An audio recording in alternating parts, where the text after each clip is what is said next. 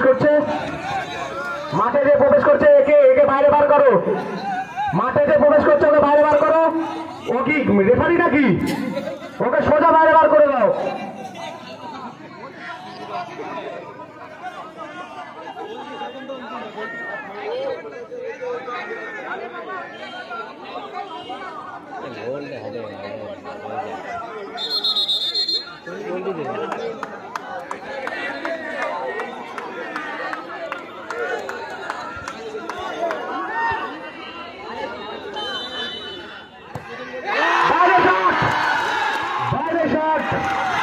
মাঠের মধ্যে কোনো দর্শক প্রবেশ করবে না।